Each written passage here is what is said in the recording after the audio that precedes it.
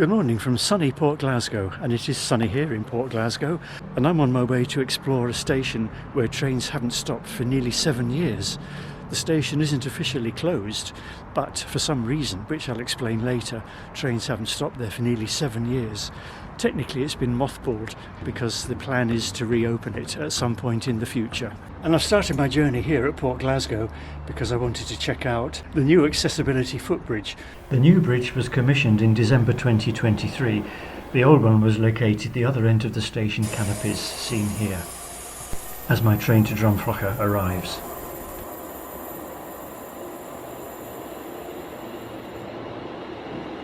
The line from Glasgow to Wemyss Bay gives great views of the River Clyde, and I'm taking this line to Drumfrocha station in Greenock, from where I've devised a route to reach the station called IBM Halt, mothballed since 2018, and, as they say, in the middle of nowhere.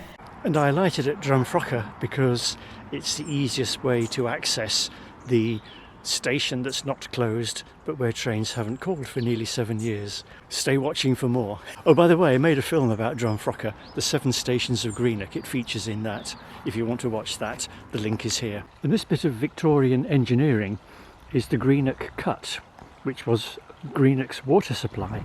No more, but you can walk alongside it. From the Greenock Cut, you clearly see the remains of the IBM factory, which at its peak employed 4,000 people.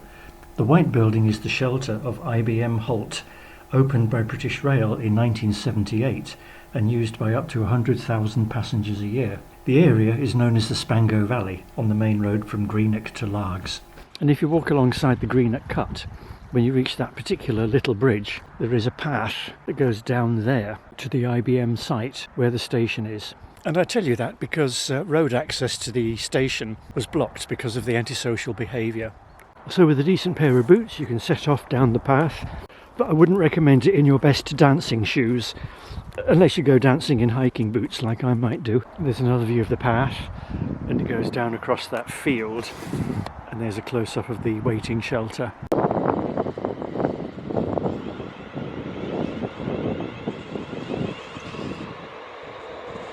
Did you see the deer?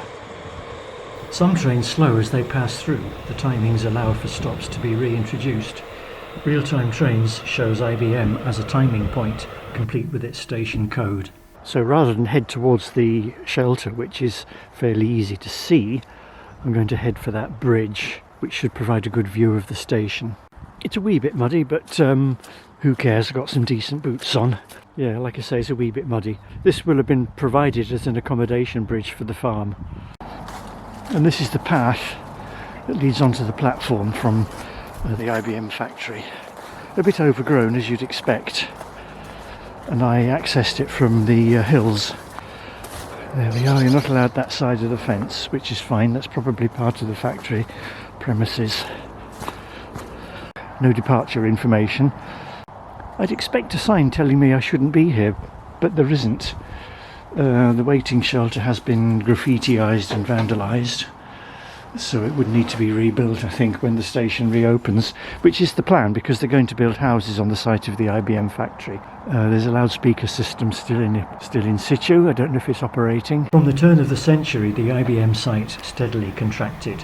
Other companies such as Lenovo came and went, but demolition of the site started in 2009. Each year saw a drop in passenger usage of IBM Halt, for example only 6,000 in 2016-17. Antisocial behaviour increased due to the isolated location. Police were called a number of times, and with daily passengers dropping to 2 or 3, the service was suspended in December 2018 and access from the road restricted by barriers.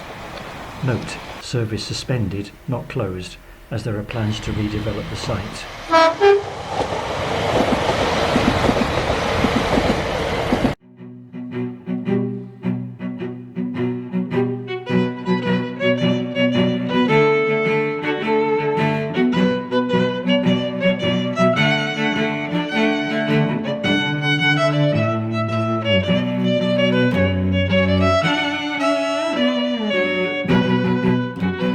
The station would be quite a useful jumping off point for leisure users wanting to access the Greenock Cut for walking or cycling.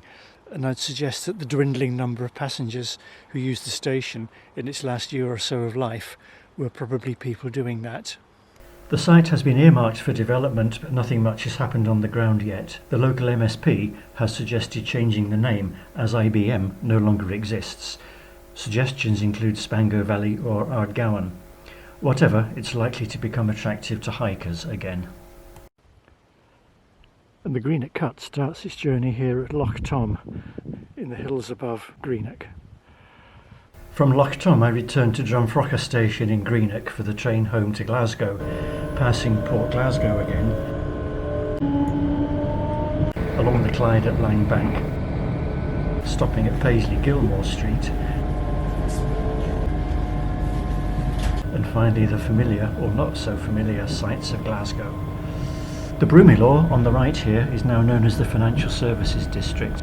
Well, here I am back at Glasgow Central Station, and I hope you enjoyed exploring IBM Halt with me, the station that's still legally open but hasn't had any trains stopping there for 7 years, and hopefully one day it'll reopen, possibly with a different name, maybe Spango Valley or something like that. If you've enjoyed watching the film, please like, subscribe and share. If you'd like to reward me with a coffee for making these lovely films, please see the link here to Ko-fi. And I'd like to thank all my donors who are shown here on this slide. Thank you very much.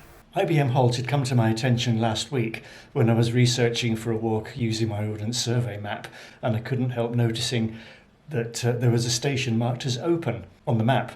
And when I saw online that the station was suspended, not closed, I went down to explore, expecting there to be some information on the station about its suspension.